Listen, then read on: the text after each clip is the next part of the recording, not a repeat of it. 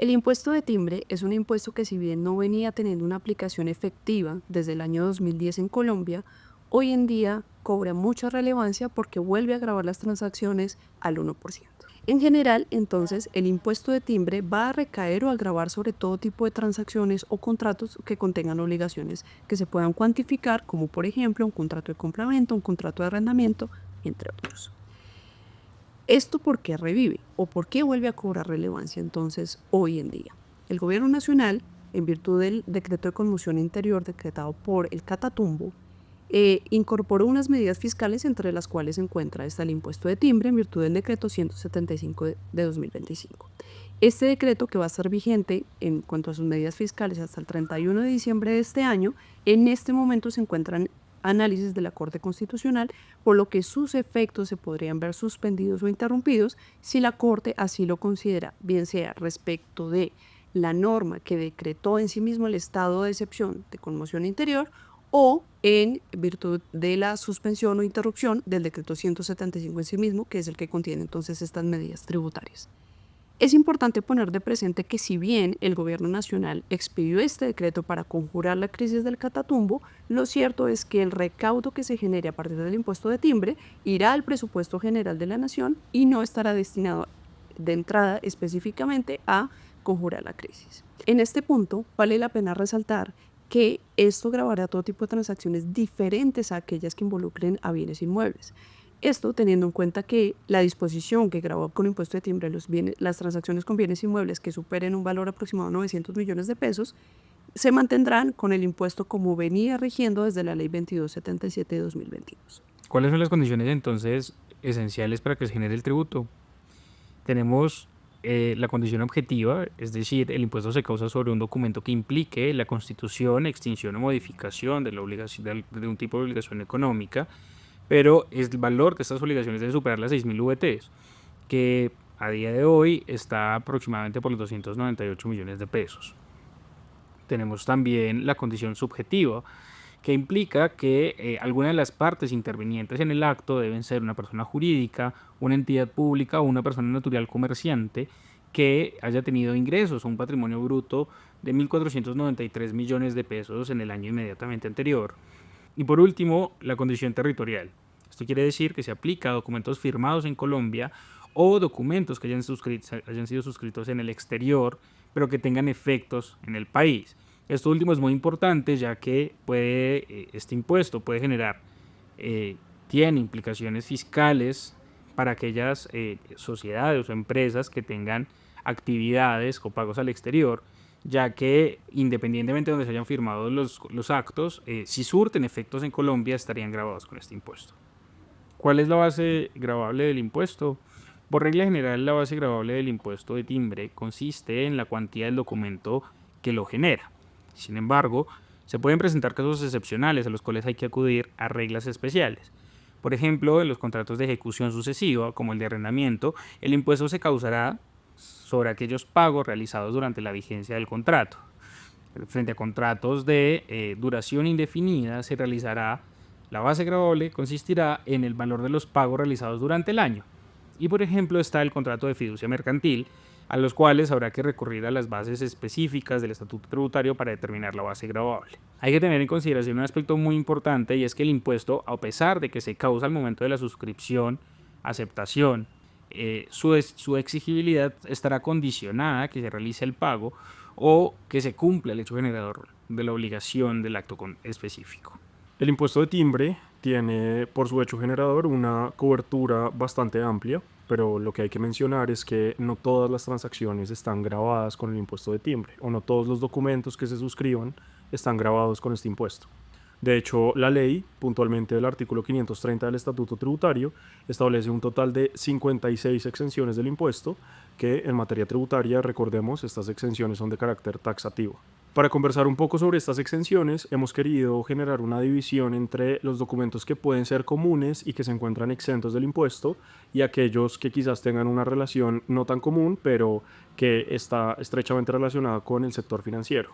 Respecto de la primera división o el primer grupo de exenciones, encontramos, por ejemplo, que se encuentran exentos del impuesto de timbre los contratos de trabajo, los contratos de promesa de compraventa de bienes inmuebles, que es pues uno de los documentos más comunes en las transacciones en el país.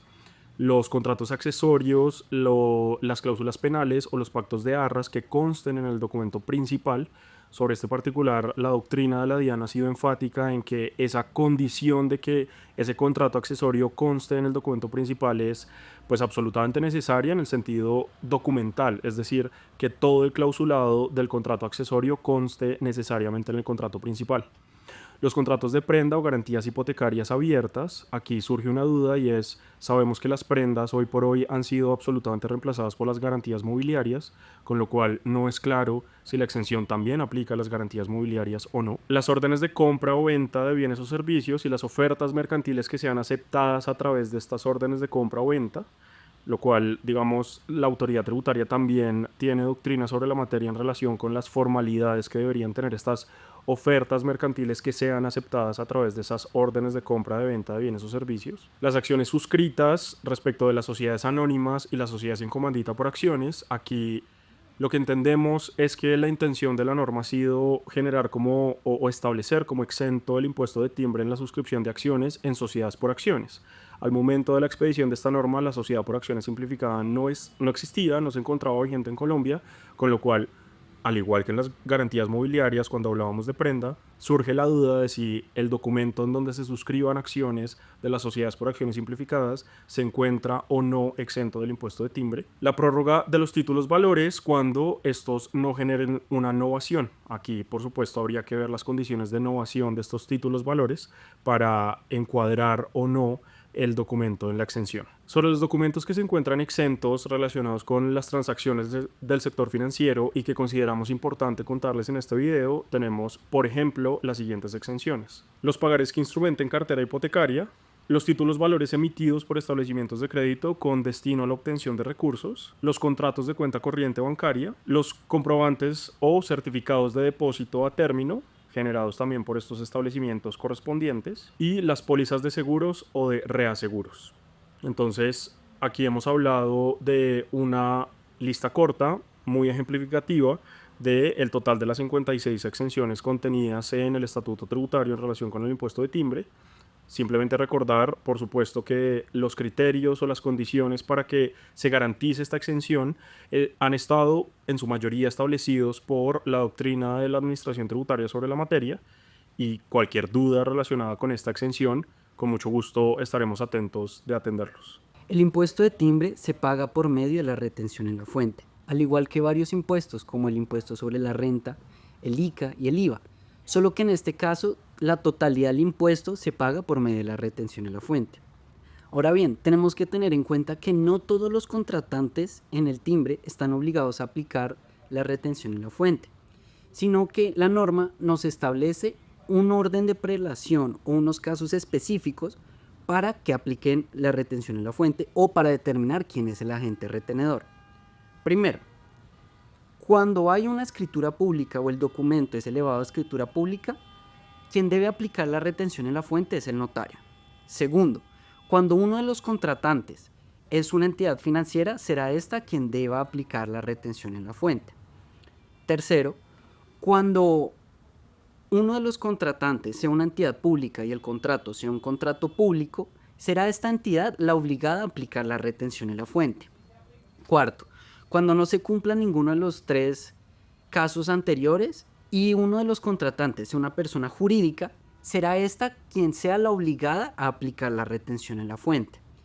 Y por último, cuando no se cumpla ninguno de los casos anteriores y una de los contratantes sea una persona natural comerciante, será esta la obligada a aplicar la retención en la fuente. Debemos tener en cuenta que esta retención en la fuente debe ser reportada en la declaración de retención en la fuente, es decir, en el formulario 350. Primero, la no deducibilidad del gasto en la renta. Segundo, sanciones tributarias de hasta el 160%. Y tercero, sanciones tributarias y penales por omisión de agente retenedor. Ahora bien, tenemos que tener en cuenta que la DIAN, en su oficio del 5 de marzo del 2025, nos manifiesta lo siguiente. Primero, Los efectos del decreto 175 del 2025 empiezan a regir a partir del 22 de febrero del 2025. También nos dice la DIAN en este oficio que con los documentos que hayan sido suscritos antes del 22 de febrero del 2025, el impuesto efectivamente se causó con una tarifa del 0%. Sin embargo, cuando su cuantía es indeterminada, la base gravable se determinará de acuerdo a cada pago que se realice. Y si el pago se realiza con posterioridad al 22 de febrero del 2025, este pago tendrá una tarifa del 1% siempre que se cumplan con los elementos del hecho generador y tenga una cuantía superior a las 6.000 UETs. Ahora bien, nuestra postura es que lo anterior es antitécnico, pues el hecho generador del timbre es exclusivamente la suscripción de documentos, sean documentos privados o escrituras públicas. Y el oficio que estamos mencionando pretende ampliar el hecho generador a la realización de los pagos. Esto puede vulnerar y afectar el principio rector en materia tributaria de la no retroactividad. El impuesto de timbre impactará a un sinnúmero de actividades y actos jurídicos, por lo que se hace necesario tener claridad sobre las reglas específicas para la causación, liquidación y cumplimiento de las obligaciones formales tributarias de este impuesto. Nuestro equipo de expertos estará atento a acompañarlos con el fin de garantizar el cumplimiento tributario de sus obligaciones y evitar así la configuración de contingencias fiscales o sanciones penales relacionadas entre este y otros tributos.